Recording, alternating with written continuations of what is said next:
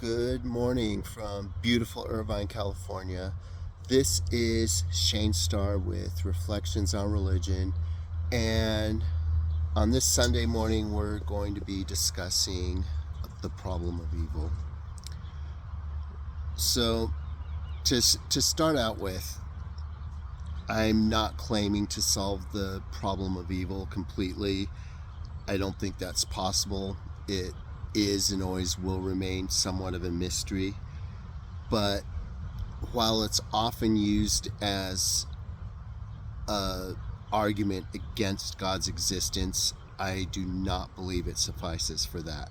So that's sort of where my argument centers around.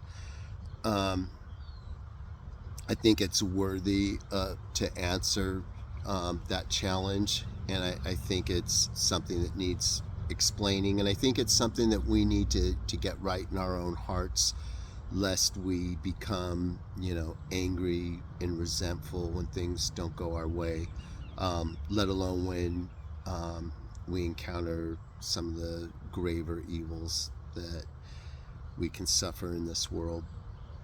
So what's going to follow is basically a free will defense based on Augustine's theory, but it's modified to involve natural evils as well as moral evils. So my core premise centers around existential value itself, and that is, in the same way when we start our series, why is there something rather than nothing? I want to add to that and say something is better than nothing. So existence itself is good. God's, among God's first words recorded in the Bible, God saw that creation was good. And I think it's a fundamental premise of Christianity, which I think is challenged by some atheist thinkers and maybe even agnostic thinkers too. But I think being is preferable to non-being. And this is in line with seeing creation as a wonderful gift. It's good to be alive. It's a wonderful thing to experience and enjoy, if possible, God's work. And again, this is in line with Augustine and Aquinas, seeing as being itself being good and evil being more the corruption of the good, or even the absence of the good. But my main point is that before we even discuss suffering, we should recognize that existence is good. It's a gift. And a universe with conscious life is better than no universe at all. Okay, so that's my first fundamental premise. My second step in my argument is that creation requires distinction from God. So if God creates something, and it's either God or distinct from God, creation by definition is something distinct from God. Just think of children. They're part of us, but they're distinct from us as well. So are, God's creatures compared to God, God's creation compared to God. And once that distinction exists, it must logically operate with its own integrity and processes. For creation to genuinely be other than God, it has to have some independence. Okay, so my core point here is an actual universe must function according to some sort of stable laws. Matter must behave consistently. Nature must have processes. But here's the key point, is once we have these laws of nature and these natural processes, we're going to get collision, entropy, mutation, decay, and sometimes destruction.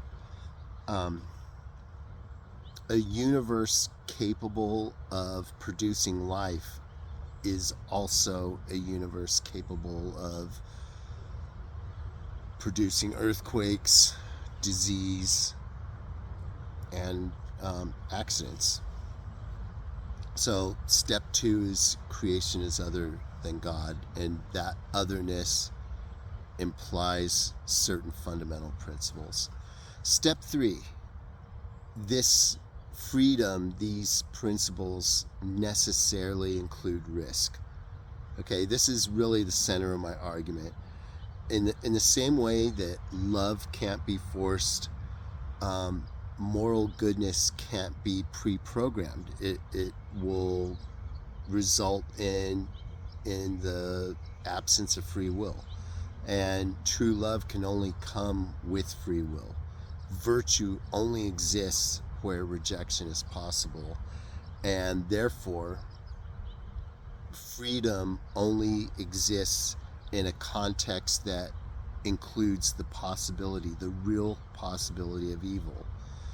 Okay, and I know this is coming right out of Augustine's theory, but please believe me when I tell you I came to these thoughts independently. Not that it even matters, but I did. So where I take off from Augustine is that while moral freedom explains human evil, I think natural physics, the laws of nature, those also explain the randomness that follows under or within these laws, and that's also consequential for natural suffering, people dying of disease or heart attacks or earthquakes, things of that nature. So to summarize this important part of my argument, I would say bringing the physical and the moral together, the very same freedom of will and natural processes that allow courage, love, sacrifice, goodness, also allows hatred, violence, greed, and cruelty. And likewise, the same universe that allows for life also allows for accidents. Asking you to have one without the other is asking for a square circle, I think. Okay, so I think ultimately a world with this genuine freedom is more meaningful than a perfectly controlled universe where nothing can be itself or his self or herself. Okay, so step 3, this freedom in the universe, both in matter and in humanity, necessarily includes risk. Okay, step 4. I don't think this gets talked about enough, but I believe God grieves evil as well. You know, I know this is like a theoretical argument, but if you look at examples in the Bible, an explanation of suffering isn't the same as approving it. And just because our universe operates in such a way that evil can be possible, that doesn't mean that God delights in it. God, I believe, genuinely grieves suffering along with us. And you don't have to look any further than the Bible to see this. Jesus weeping real tears at Lazarus's tomb, Jesus in the garden, Jesus on the cross, my God, why have you forsaken me? If God really is incarnate in Jesus, which I believe he is, God not only knows our suffering and understands it, but God feels it as well. God has felt it. And I think these things echo in eternity. I don't think they're isolated in time and space. I think it happens forever. So I don't believe God watches suffering with indifference. I think when we cry, God cries with us. I know that freedom comes with terrible consequences, and I believe God mourns these consequences as well. Okay, step 5. I don't think this present life, as special and important and significant as it is, it's not the whole story, okay? There's more to the universe than this little sliver of existence that we call life. I would say